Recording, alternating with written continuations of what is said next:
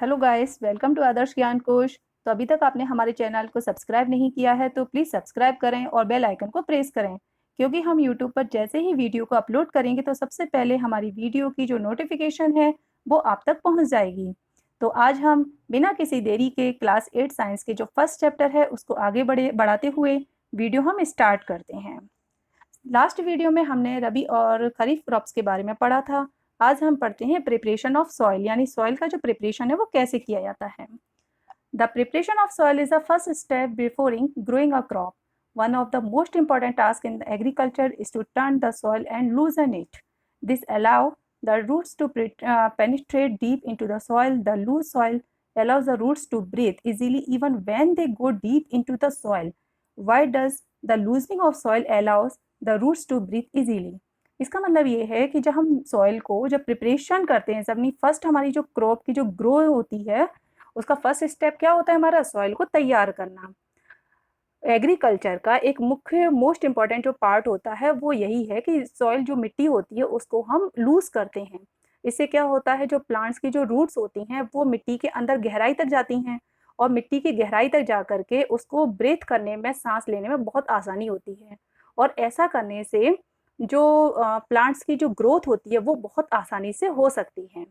अब ऐसा करने से क्या होता है कि जैसे आपने देखा होगा कि जो अर्थवॉर्म होते हैं, अदर माइक्रोब्स होते हैं छोटे छोटे, वो कहाँ रहते हैं, मिट्टी के अंदर रहते हैं। आपने सुना होगा कि जो अर्थवॉर्म होता है, जो फार्मर फ्रेंड्स माने जाते हैं, किसानों के मित्र माने जाते हैं, यानी वो क्या करते हैं, अर्थवॉर्म मिट्टी को उलटने पुलटने का यानी लूज करने का काम करते हैं, है ना, जिससे हमारे किसानों की मदद होती है। और इससे जब मिट्टी उलट पलट होती है, जब टर्न होती है, तो उससे जो ह्यूमिडिटी होती है, जो ह्यूमस की जो क्वांटिटी होती है सॉइल की, वो बढ़ जाती है ना। और उससे क्या होता है कि हमारी जो प्लांट्स की जो ग्रोथ होती है वो आसानी से होती है। ये you have learn in the previous classes that soil contents minerals. जैसे कि आपने प्रीवियस क्लासेस में पढ़ा है कि जो सॉइल जो होता है वो बहुत सारे मिनरल्स, वाटर, एयर और बहुत सारे लिविंग ऑर्गेनिज्म से मिलकर बना होता है। In addition dead plants and animals get decomposed by soil organism. और डेड प्लांट्स होते हैं या जो एनिमल्स होते हैं वो सॉइल ऑर्गेनिज्म के द्वारा उसे डीकम्पोज कर दिया जाता है। इस प्रकार से जो अनेकों प्रकार के जो न्यूट्रिएंट्स होते हैं वो डेड ऑर्गेनिज्म के द्वारा मिट्टी में उसे रिलीज कर दिया जाता है, जो उसे छोड़ दिया जाता है, जिसके कारण जो न्यूट्रिएंट्स होते हैं वो प्लांट्स के द्वारा उसे एब्जॉर्ब कर लिया जाता है। अब हम आगे पढ़ते हैं। Since only a few centimetre of the top layer of soil supports plants growth, यानी प्लांट्स की जो ग्रोथ होती है उसको सपोर्ट करने के लिए, उसको आगे बढ़ाने के लिए जो सॉइल की जो टॉप लेयर होती है वो कुछ सेंटीमीटर तक रहती है। और वो क्या करती है कि जो मिट्टी होती है, मिट्टी को हम क्या है, जैसे हमने अभी ऊपर भी पढ़ा था कि टर्निंग और लूसनिंग का जो काम होता है वो करते हैं। Plants can use these nutrients. और जो मिट्टी को जैसे हम नीचे से उलटते पुलटते हैं तो प्लांट्स जो होते हैं वो उसमें जो न्यूट्रिएंट्स जो होता है उसको वो यूज करता है। Turning and loosening of soil is very important for cultivation of crops. इस प्रकार से आपने देखा जो क्रॉप्स का जो कल्टीवेशन का जो इंपॉर्टेंट पार्ट होता है वो मिट्टी को टर्न करना और लूज करना ही होता है। इस प्रकार की जो प्रोसेस होती है मिट्टी को टर्न करने की, लूज करने की, उसे हम क्या कहते हैं, टिलिंग या फिर प्लफिंग कहते हैं। ये किसके द्वारा होती है, आपने देखा होगा प्लफ यानी कि हल, जो खेतों में जो हल होते हैं, किसान के पास आपने देखा होगा हल एक साधन होता है जिसके कारण द्वारा जो खेती होती है। तो प्लफ्स आर मेड, जो प्लफ होता है वो किससे बना होता है, लकड़ी या फिर आयरन से मिलकर बना होता है, लोहे से बना होता है। If the soil is very dry it may need watering before ploughing. अगर मिट्टी बहुत ड्राई है, बहुत सूखी है, तो उसको पानी की आवश्यकता होती है प्लफ करने से पहले। जैसे हमने खेती करने के लिए जब हम प्लफिंग कर रहे हैं तो अगर मिट्टी सूखी है तो उसमें पेड़ पौधे कैसे हो पाएंगे, मिट्टी हमारी वो प्लफ चल ही नहीं पाएगा। तो उसको ऐसा करने से सबसे पहले हमें क्या करना चाहिए, उसमें पानी डालना पड़ता है। The ploughed field may have big plums, क्योंकि कई बार क्या होता है कि जो हमारा जो खेत होता है, जो फील्ड होता है, उसमें बहुत बड़े बड़े क्लम्स होते हैं, यानी और जो बड़े बड़े क्लम्स होते हैं उसे अपन क्या कहते हैं, क्रम्स के नाम से जानते हैं। क्रम्स क्या होता है कि जैसे बड़े बड़े जो गड्ढे होते हैं, जो इस तरीके से जो गड्ढे बने रहते हैं ना, उसको उसको तोड़ने फोड़ने के लिए उसके लिए करना पड़ता है हमको, है ना। तभी तो हमारा जो इरिगेशन है, जो खेती होती है वो हमारी अच्छे तरीके से हो सकती है ना। अब आगे हम देखते हैं समटाइम्स मैन्योर इज एडेड, और कुछ समय के बाद हमको क्या करना पड़ता है, इसमें कुछ खाद भी डालनी पड़ती है। अगर हम खाद नहीं डालेंगे तो मिट्टी की जो उपजाऊ शक्ति, जो फर्टिलिटी है, वो खत्म होती जाएगी, है ना।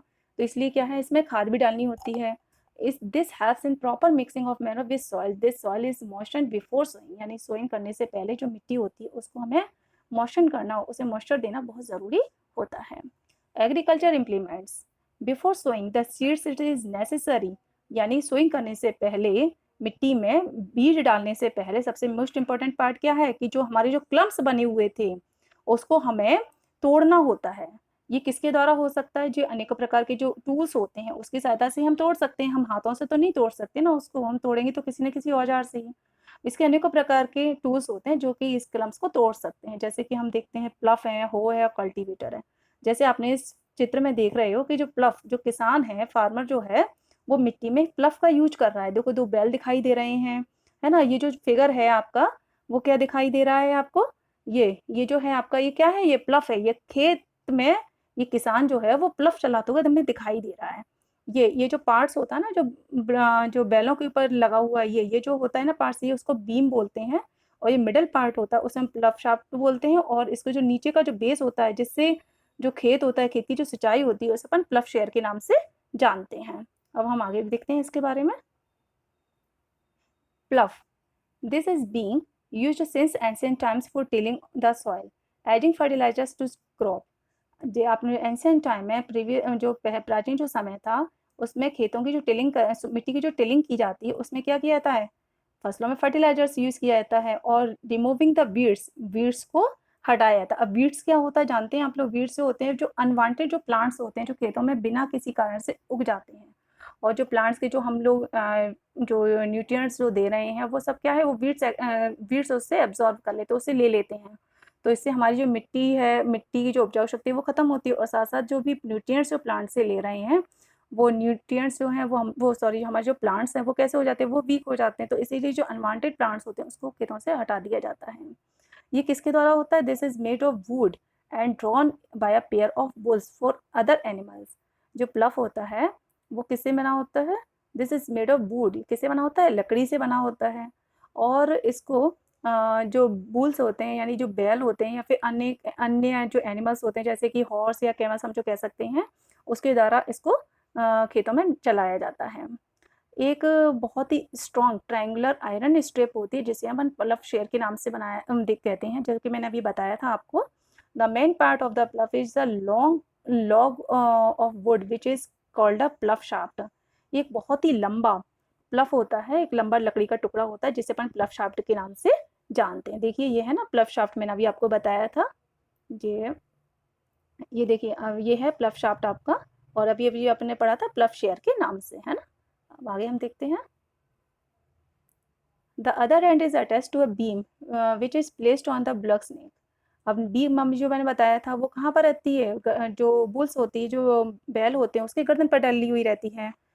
एक पेयर बुल्स का जो एक पेयर होता है, and a man can easily operate the प्लफ। और इस तरीके से जो आदमी होता है वो आसानी से खेत को सींच सकता है, किसकी हेल्प से, किसी भी जानवर की मदद से, है ना। समझ में आ गया आपको। The indigenous wooden plough is increasing being replaced by iron ploughs nowadays. लेकिन आजकल ये लकड़ी के प्लफ की जगह पर आजकल किसका यूज किया जा रहा है, आयरन के प्लफ्स का यूज किया जा रहा है। अच्छा दोस्त, एंड मोस्ट इम्पॉर्टेंट नेक्स्ट जो है आपका हो, है ना। इट इज अब हम पढ़ते हैं okay sorry. It is a simple tool which is used for removing weeds. अब वीड्स को रिमूव करने का दूसरा इंपॉर्टेंट पार्ट क्या है, हो, जिसे हम हो के नाम से जानते हैं। ये भी मिट्टी को लूज करने का काम करता है। ये क्या होता है, एक लंबी रॉड होती है जो कि लकड़ी या फिर आयरन की बनी होती है। इसमें भी क्या है, स्ट्रॉन्ग में आपको बताती हूँ इसमें क्या होता है। ये देखिए आप, है ना, ये अपन क्या कहते हैं, इसको हो के नाम से जानते हैं। ये एक लंबी आयरन की या लकड़ी की रॉड बनी हुई होती है, जिसमें ग्रिप, ये ऊपर से ग्रिप लगी होती है पकड़ने के लिए, ये आपका हैंडल होता है। और ये आपका बीम है, ये इसको हम क्या बोलते हैं, ये जो रॉड है ये, है ना। और ये क्या है, बेंट प्लेट है, ये आपकी बेंट प्लेट के नाम से जानती है। इसको भी किसके द्वारा पुल किया जाता है, एनिमल्स के द्वारा भी, इसको भी एनिमल्स के द्वारा है वो पुल किया जाता है। नेक्स्ट पॉइंट पढ़ेंगे हम कल्टीवेटर। कल्टीवेटर क्या है? Nowadays ploughing is done by tractor driven cultivator. इन दिनों जो प्लफिंग का जो काम होता है वो ट्रैक्टर के द्वारा किया जाता है। देखो आपने देखा कि हमने प्लफ के बारे में पढ़ा। Cultivator nowadays ploughing is done by tractor driven cultivator. इन दिनों आजकल प्लफिंग के लिए हम ट्रैक्टर का यूज करते हैं। The use of cultivator saves labour. अब देखिए इसे अगर हम ट्रैक्टर से यूज़ करते हैं, ट्रैक्टर का यूज़ करते हैं कल्टीवेटिंग के लिए, तो क्या है, एग्रीकल्चर के लिए सॉरी, तो इससे क्या है, लेबर और टाइम दोनों की बचत होती है। इससे हमारा टाइम भी बहुत बचता है ना। अगला हम देखते हैं सोइंग। सोइंग क्या होता है? Sowing is an important part of crop productions. Crop production का सबसे मोस्ट इंपॉर्टेंट पार्ट क्या होता है? सोइंग होता है। बिफोर सोइंग, सोइंग से पहले सबसे पहले हमें क्या जानना चाहिए, जो हम जो मिट्टी में जो बीज डाल रहे हैं वो कैसे हैं, साफ़ हैं, हेल्थी हैं या नहीं हैं।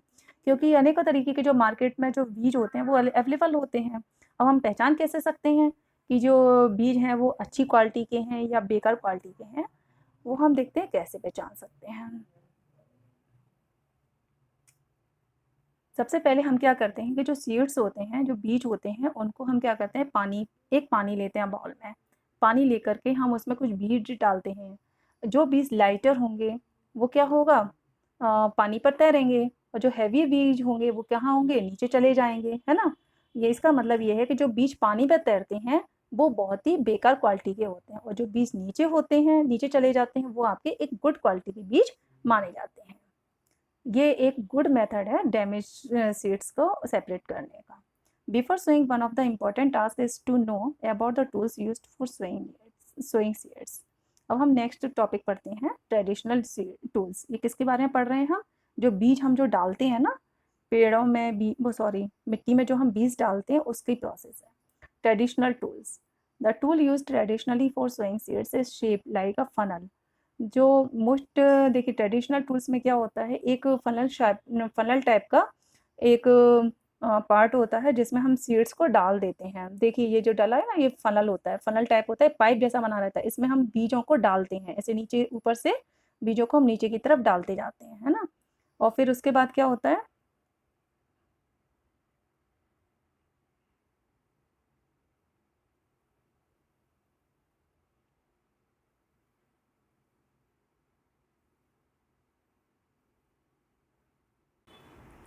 seed drill. Nowadays, the seed drill is used for sowing with the help of tractor. This sows the seeds uniformly at equal distance and depth. It ensures that seeds get covered by the soil after sowing. This protects seeds from being eaten by birds.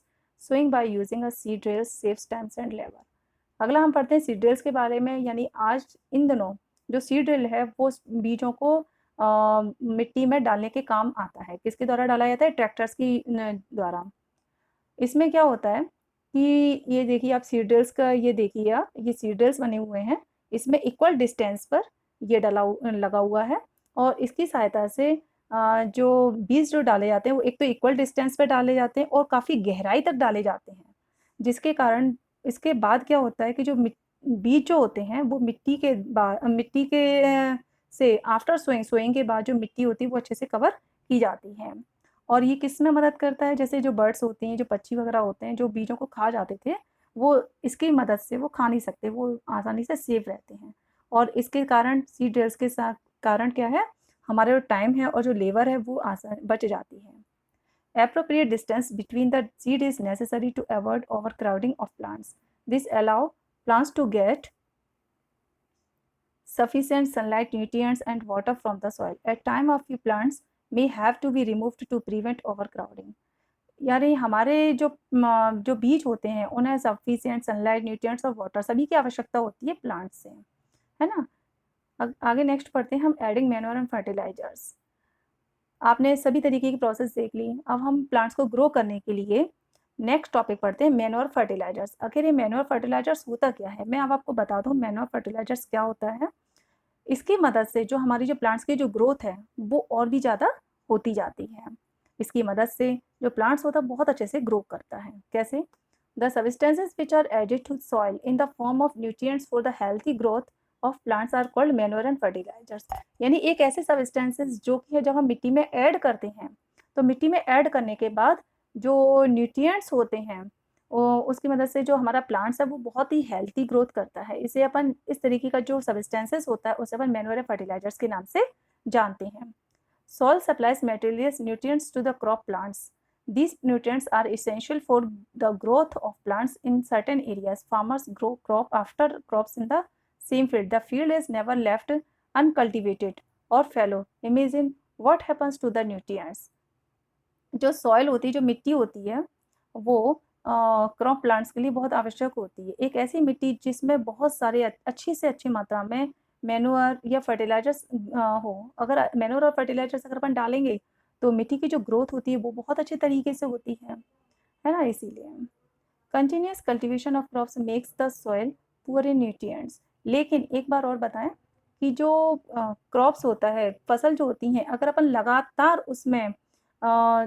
उसमें बार बार हम इसमें fertilisers का use करेंगे, manure का use करेंगे, जो soil की जो फर्टिलिटी होती है वो कैसी हो जाती है, बहुत ही वीक हो जाएगी, कमज़ोर हो जाएगी, है ना। इसीलिए हमें ज़्यादा से ज़्यादा मात्रा में ये फर्टिलाइजर्स जो होती है वो यूज़ नहीं करना है। इस प्रकार की जो प्रोसेस होती है वो क्या कहते हैं हम, मैन्योरिंग कहते हैं। इम्प्रॉपर और insufficient manuring results in weak plants. Improper और गलत तरीके से जो मैन्योर का यूज किया जाता है उससे जो प्लांट्स होती हैं उसकी ग्रोथ कम हो जाती है, और जिसके कारण जो प्लांट्स होता है वो बहुत ही वीक होते हैं, वो कमज़ोर होते हैं। Manure is an organic substance obtained from decomposition of plants or animal wastes. Farmers dump plants and animals waste in pits at open places and allow it to decompose.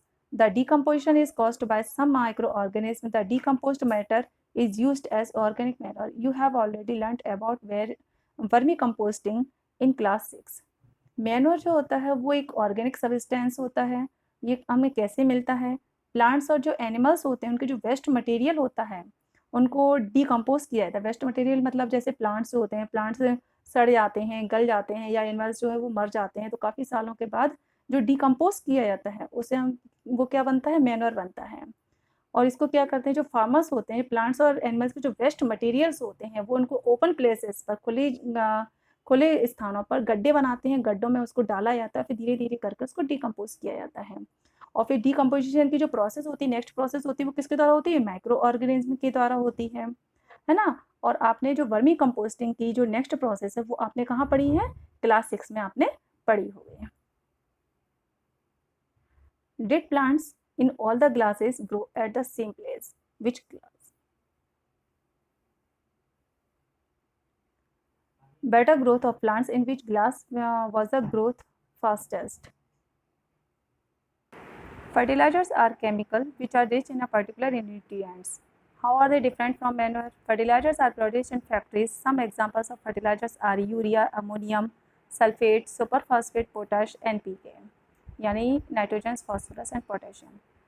Fertilisers जो होते हैं वो भी, उसका भी वही काम है जो कि मैन्योर का होता है, लेकिन इसमें डिफरेंट क्या होता है, क्या डिफरेंस है दोनों में।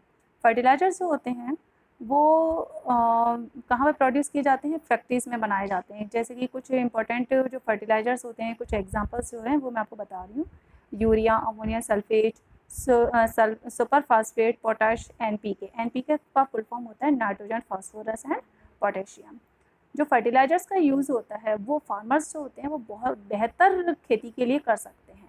अच्छी से अच्छी जो फसल होती है वो फर्टिलाइजर्स का यूज़ करते हैं, जैसे कि वीट है, पैडी है या मेज़ है। लेकिन ज़्यादा से ज़्यादा इसका अगर हम फर्टिलाइजर का यूज़ करेंगे ना तो क्या होगा, जो मिट्टी की जो उपजाऊ शक्ति होती है वो कैसी हो जाएगी, ख़त्म हो जाएगी, है ना। ये देखो ज़रा, मिट्टी की जो उपजाऊ शक्ति है वो कैसी हो जाएगी, कम हो जाएगी। और इसके कारण क्या है, ये एक वाटर पॉल्यूशन का भी एक कारण बन सकता है ना। अब ये हम देखते हैं कि अब आप कहोगे कि वाटर पॉल्यूशन कैसे हो सकता है इसका। अब वाटर पॉल्यूशन में आपको बताती हूँ कैसे हो सकता है कि देखिए, हमने फर्टिलाइजर्स का ज़्यादा से ज़्यादा यूज़ किया। अब फर्टिलाइजर्स को जब जो खेती होती है वो कहाँ होती है, अधिकतर कहाँ होती है बताइए, नदी नालों के किनारे ही होती है ना। तो इसमें हमने फर्टिलाइजर्स का यूज़ किया, बारिश हुई, बारिश से जो नदियों जो पानी है वो बह कर के कहाँ मिला, नदियों में जा कर के मिला। अब नदियों में जा कर के मिलेगा तो जो हमारे फर्टिलाइजर्स का जो यूरियास वगैरह थे वो कैसे हो गए, वो कहाँ पहुँचेंगे, वाटर में पहुँचेंगे, पानी में पहुँचेंगे। पानी में पहुँच कर के पानी कैसा हो गया, पॉल्यूट हो गया ना, पानी कैसा हो गया, यानी इससे हो गया हमारा वाटर पॉल्यूशन। इस तरीके से, है ना। The use of manure improve soil texture as well as its water retaining capacity, it is replenishing the soil with nutrients. Another method of replenishing the soil with nutrients is through crop rotations। अच्छा, दूसरा method क्या है soil को replenishing करने का? दूसरा method कहते हैं हम क्रॉप रोटेशन। देखो नाम से इस पर समझ में आ रहा है ना, क्रॉप रोटेशन यानी फसलों को उलटना पलटना, क्रॉप रोटेट करना उसको। This can be done by growing different crops alternately. इसका मतलब मैंने अभी बताया था आपको, जैसे कि जो डिफरेंट प्रकार की जो क्रॉप्स होती हैं उसको अल्टरनेट करके एक एक करके उसको उगाना। पहले के जो किसान होते थे यानी नॉर्थन इंडिया में जो फार्मर्स हैं वो अक्सर क्या करते हैं कि एक सीजन में लेग्यूमिनेसी प्लांट्स लगाते हैं। लेग्यूमिनेसी प्लांट्स का मतलब जानते हैं, दाल वगैरह जो होती है ना जिसमें लेग्यूम होते हैं। और दूसरे में क्या, नेक्स्ट सीजन में क्या उगाते हैं, वीट उगाते हैं। This helped in the replenishment of the soil with nitrogen. Farmers are being encouraged to adopt this practice. और इस प्रकार से ये क्या है, नाइट्रोजन को ग्रोथ को बढ़ाते हैं। वो सॉइल में जो नाइट्रोजन की ग्रोथ होती है ना वो बढ़ती है। In the previous classes you have learn about rhizobium. जैसे प्रीवियस क्लासेस में आपने राइजोबियम के बारे में पढ़ा। राइजोबियम जो बैक्टीरिया होता है ना जो लेग्यूमिनेसी प्लांट्स में पाया जाता है उसके बारे में आपने पढ़ा होगा। These are present in the nodules of roots of leguminosae plants. They fix atmospheric nitrogen. ये राइजोबियम बैक्टीरिया होता है वो जो लेग्यूमिनेसी प्लांट्स होते हैं, जो दाल दलहन वाले जो प्लांट्स होते हैं ना उसकी नोड्यूल्स के में रूट्स में पाए जाते हैं, रूट्स की जड़ों में पाए जाते हैं ना, वो सॉरी रूट्स में पाए जाते हैं। ये एटमॉस्फेरिक नाइट्रोजन को फिक्स करने का काम करते हैं। ये कहाँ पर पाए जाते हैं एक बार फिर से देखते हैं। ये राइजोबियम जो बैक्टीरिया होता है वो लेग्यूमिनेसी प्लांट्स के रूट्स की नोड्यूल्स में पाए जाते हैं, है ना, इस तरीके से।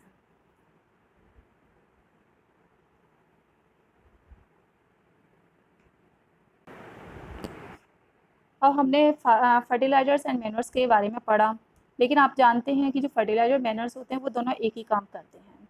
एक ही काम का मतलब क्या है कि जो फसल होती है, फसल की उपजाऊ शक्ति जो होती है, फर्टिलिटी जो होती है उसको बढ़ाने का काम करता है। लेकिन इसमें कुछ डिफरेंस तो होंगे ना, कि आखिर डिफरेंस क्या है। तो देखिए अब हम पढ़ते हैं फर्टिलाइजर्स एंड मैनर के डिफरेंसेस के बारे में। Fertiliser is a man made inorganic salt.